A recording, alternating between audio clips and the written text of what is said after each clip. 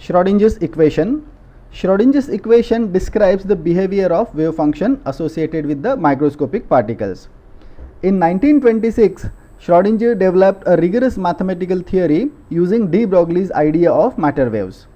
This theory is known as wave mechanics or quantum mechanics. The essential feature of this theory is that it incorporates de Broglie wavelength relation into classical differential equation of wave motion.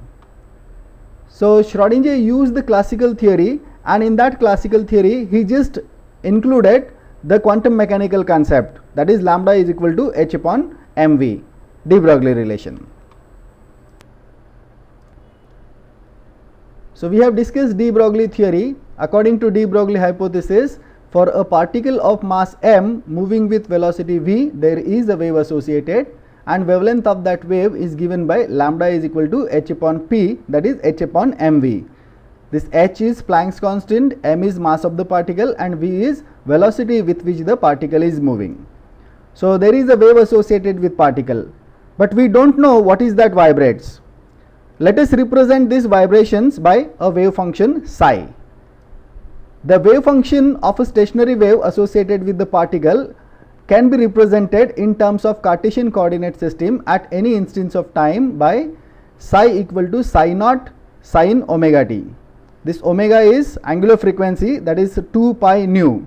So we can write psi equal to psi naught sin 2 pi nu t.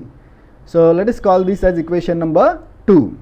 Psi naught is the amplitude of the wave at any point under consideration. This wave function psi is a function of space and time.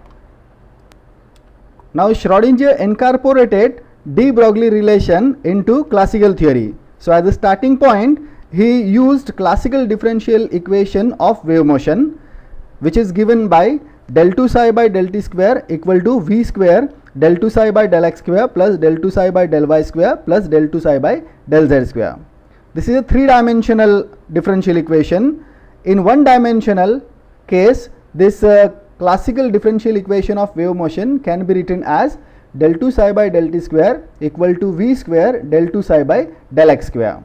So let us call this equation as equation number 3.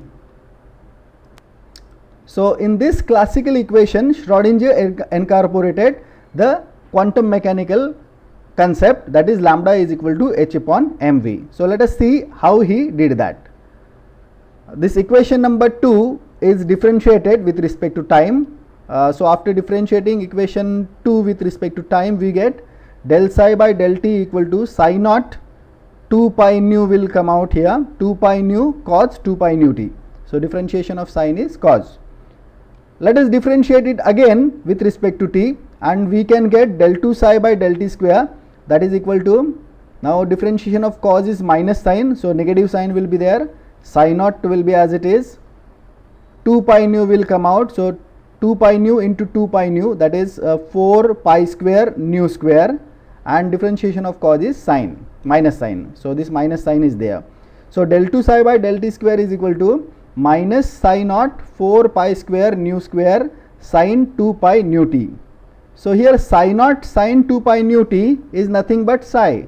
So we can write del 2 psi by del t square is equal to minus 4 pi square nu square psi. So psi naught sin 2 pi nu t is replaced by psi. So let us call this as equation number 4. So these are the equations that we wrote in the earlier slide. This is de Broglie relation, lambda is equal to h upon mv.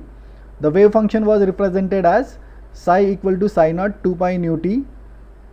Then one dimensional classical differential equation of wave motion was written as del 2 psi by del t square equal to v square del 2 psi by del x square. And this equation number 4 was obtained by differentiating equation number 2 times with respect to t. So del 2 psi by del t square is equal to minus 4 pi square nu square psi. Now in this equation number 4, we will replace this nu square by v square by lambda square, because frequency is equal to velocity upon wavelength. So nu square can be replaced by v square upon lambda square, and this equation number 4 will become now del 2 psi by del t square, that is equal to minus 4 pi square v square by lambda square psi. So this is our equation number 5 now. Just look at this equation number 3 and equation number 5. The left hand sides are same, del 2 psi by del t square, del 2 psi by del t square. So we can equate the right hand sides, and therefore we can write v square del 2 psi by del x square to be equal to minus 4 pi square v square by lambda square psi. So here v square will get cancelled, and we will be left with del 2 psi by del x square, that is equal to minus 4 pi square by lambda square psi. If we bring this on the left side, it will become del 2 psi by del x square plus 4 pi square by lambda square psi, that is equal to 0. So this is our equation number 6. So this is equation number 6, del 2 psi by del x square plus 4 pi square by lambda square psi is equal to 0. Till this point, the quantum mechanical concept is not introduced. Now in this next step, the quantum mechanical concept, that is de Broglie relation, will be introduced in this classical equation. So lambda is replaced by h upon mv. So 1 upon lambda square is equal to m square v square upon h square. So this is how Schrodinger introduced the quantum mechanical concept in the classical theory. So this equation 6 now becomes, with de Broglie relation introduced in it, del 2 psi by del x square plus 4 pi square m square v square upon h square psi equal to 0. So here de Broglie relation is introduced.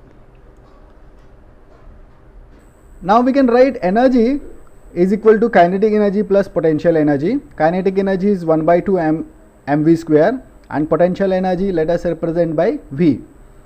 So we can write from this m square v square is equal to 2m e minus v. So here just multiply and divide by m, we will get m square v square, and just take this v on the other side, 2m on the other side, and we can write m square v square as 2m into bracket e minus v. So in equation number 7, this m square v square can be replaced by 2m e minus v, and now the equation number 7 will become del 2 psi by del x square plus 4 pi square by h square 2m e minus v psi equal to 0.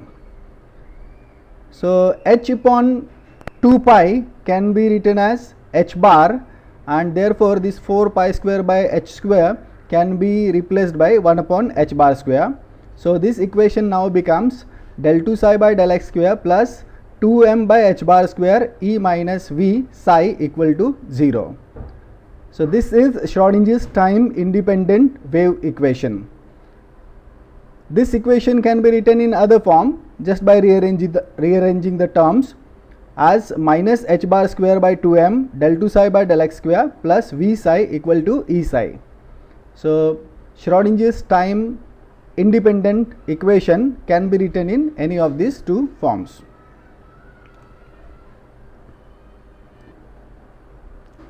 So Schrodinger's time independent wave equation can be written as del 2 psi by del x square plus 2m by h bar square e minus v psi equal to 0, or by just rearranging the terms it can also be written as minus h bar square by 2m del 2 psi by del x square plus v psi equal to e psi. This equation is independent of time and gives a steady value. So this is the significance of Schrodinger's time independent equation. It is independent of time and gives a steady value. It is useful when energy of the particle is very small as compared to its rest energy, and in most of the atomic problems the energy of the particle is very small when compared to the rest energy. So this equation will be used for explaining the atomic problems. Thank you for watching this video. If you like this video, then please subscribe to the channel so that you will get timely intimation of new videos uploaded to the channel. Thank you very much.